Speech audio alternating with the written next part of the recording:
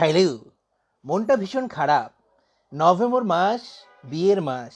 এই শীতকালেও কেন যে এখনো বিয়ের দাওয়াত পাচ্ছি না বুঝতে পারছি না। হ্যাঁ, আচ্ছা তোমরা কি জানো এই শীতকালেই সবাই কেন বিয়ে টিয়ে বেশি করে? হ্যাঁ, এখান তো গোসল করা একটু বেশি কষ্ট হয়ে যায় নাকি? তারপরেও মানুষজন কেন যে কষ্ট করে বিয়ে করে সেটা আজও আমি বুঝতে পারলুম না। যাই হোক, একদিকে তো বিয়ের দাওয়াত পাচ্ছি না, মনটা খুব খারাপ, আবার বিয়ের আইটেমগুলো খুব করে আমায় টানছে।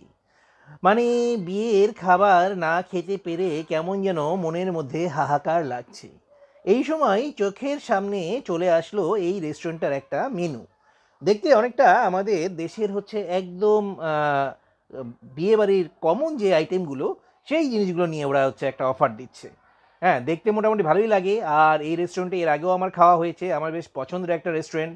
গেলে একটু খাতির যত্ন করে। হ্যাঁ, তোমরাও তো বুঝো যে জায়গায় গেলে একটু খাতির যত্ন বেশি পাওয়া যায় সেখানেই যেতে ইচ্ছে করে।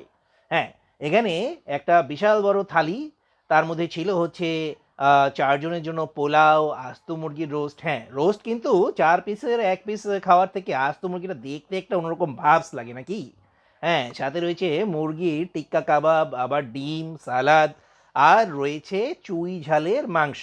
হ্যাঁ, এই রেস্টুরেন্টের ওনারের বাড়ি হচ্ছে বাগেরহাটের এলাকায়। এজন্য সেখান থেকে সে নাকি অথেন্টিক চুই ঝাল নিয়ে এসে এখানে রান্না করে। এর আগে খুলনায় আমার চুই ঝাল খাওয়া হয়েছে। তোমরা জানো যে খুলনা চুই ঝাল খেয়ে আমার অত একটা ভালো লাগেনি আসলে। এই